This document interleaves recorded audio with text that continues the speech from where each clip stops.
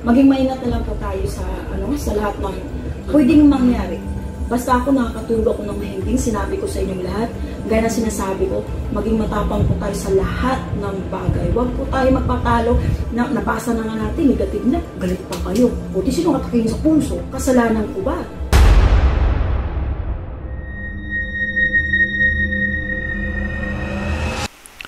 Hello po mga Kapi-TV, sa video na ito itatalakayin natin ang dobleng taas ng tubig sa kasaysayan ng probinsyang ito na may iba pang kulay ang masasaksihan na ikakagulat ng lahat.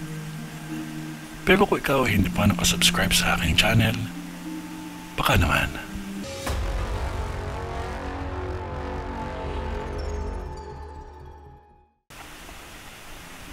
Paghandaan ninyo ang nalalapit na lindol dahil masusundan ito ng 3 pagguho ng factory o pagawaan at bahay.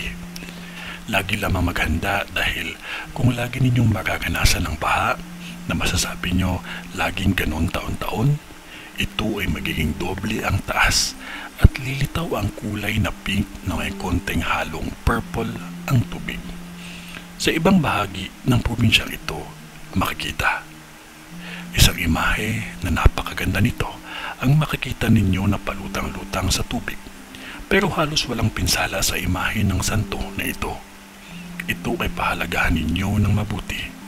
Alam ko hindi lahat ng tao naniniwala sa santo, ngunit ito lang ang isang paraan na maniniwala tayo na may Diyos na dapat nating sambahin.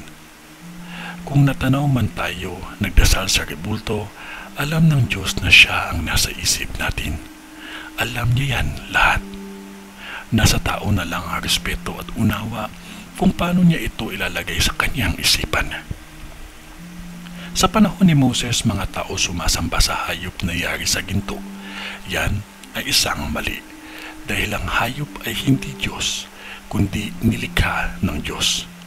Ang rebulto ay simula o simbolo natin para maalala kung sino ba talaga ang Diyos na sinasamba natin. Ano ang kanyang pangalan?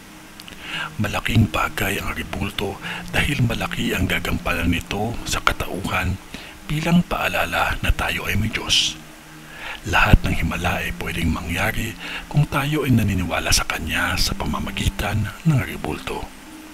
Ngunit ano paman, dahilan sa bawat isang tao, naniniwala man sa rebulto o hindi, mahalaga ang respeto sa bawat paniniwala ng lahat.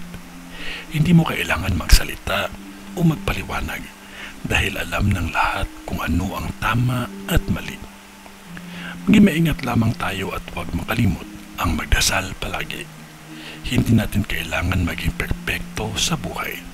Pagiging mabuti ay sapat na. Ito ay ang bisyon ni Madam sa Bulacan.